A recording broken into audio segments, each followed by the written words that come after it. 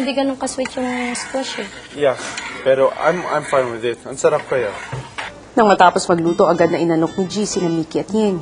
Sige na, try it. I will. Walang serving spoon. Masarap pa. Try it. This came from the market. Wow. Yeah, from my own, Thanks a lot. Gaya ng utos ni Kuya, binenta talaga niya sa mga kasama ang kanyang mga niluto. Here's another order of kalabasa. Wow. Here's another order. Try it also. Jetrox na lang ha. I hope you will like it. I like kalabasa. Is it good? At may presentation pa. Wow. It's another order. Ilang saglit pa, ibang housemates naman ang inalok ni G. Is it good? Okay lang. Yeah, it's good. Wala pa yan sa in-order sa akin eh. Sabay-sabay. Pero I start from talagang maliit lang na amount of money. Yun. Wow. Oo. Nag-start ako from, yung squatter lang, nagtitinda lang ako. Yung pahango-hango lang ako dati. And then from that pahango-hango, nakaipon ako ng profit ko. Nakabili ako ng isang bodega. Ilang saglit pa, siya naman ang kinausap ni Kuya. Ngayon ang kaarawan ng iyong anak. Apo. Gusto mo bang ipaghanda ng cake ang iyong anak? Kung pwede po, okay lang naman po.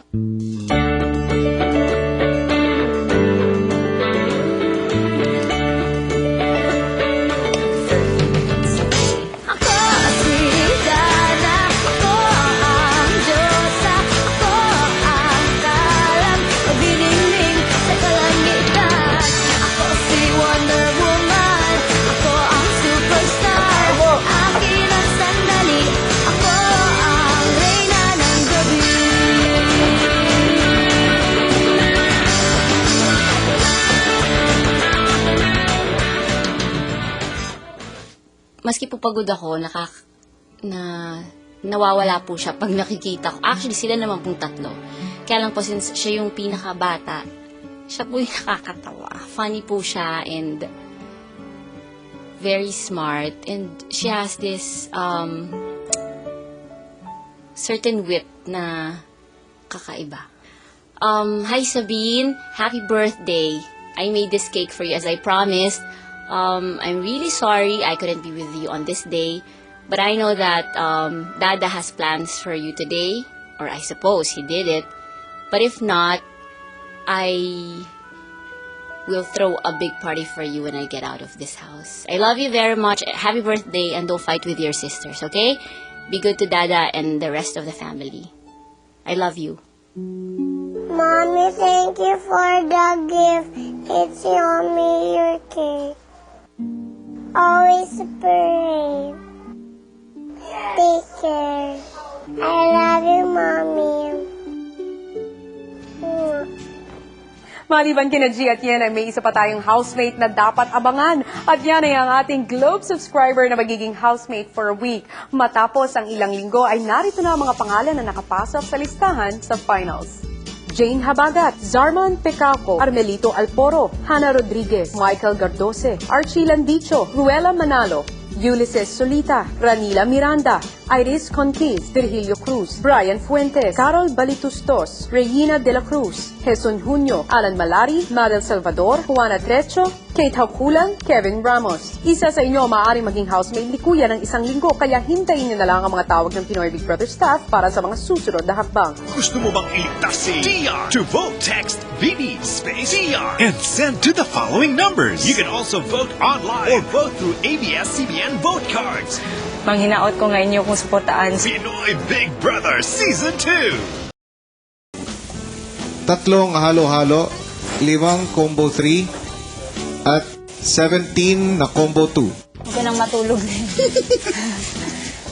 Ilang sandali pa may napansin si Yen. Paano na monitor na okay na yung ibang orders dyan? Paano natatali? Ano yung Actually, ngayon sistema? na naging ganito. Nagkapatang-patang. Okay. So, wala pang system. Oo nga naman guys, magpasalamat kayo at may mga mommy na nag-iisip sa maliliit na detalye ng cast ninyo. Habang nagpapahinga, may itinanong si Nel kay Beatrice. So, paano na yan Be, may bagong mami na tayo. Bakit nagkamami ba tayo nung ano? Ikaw. Mga anak? Mga Ano ba? Kinda she reminds me of Hasmin. oh, yeah, kinda. Oo.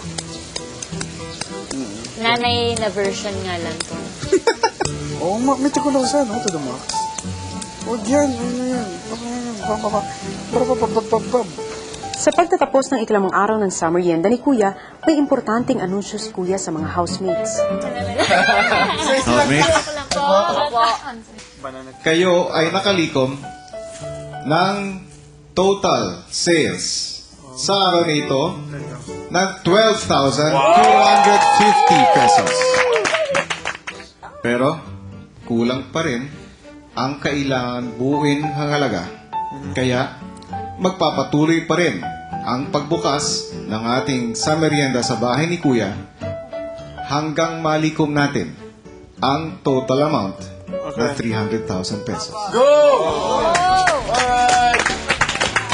Kaya pa ba, housemates?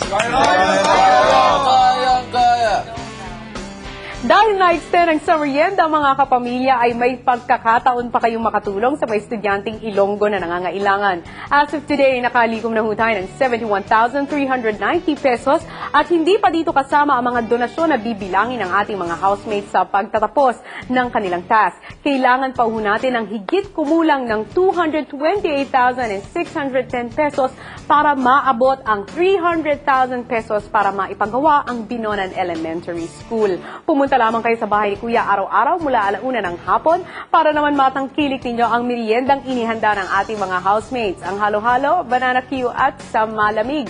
At maaari rin ho kayo magbigay ng donations na cash o kagamitan sa eskwelahan. At maaari nyo ring i-deposito ang inyong donations sa Equitable PCI Bank ABS-CBN branch with account number 14410055778. Samantala ngayon naman ay babalikan muna natin ang gabi ng ating mga housemates.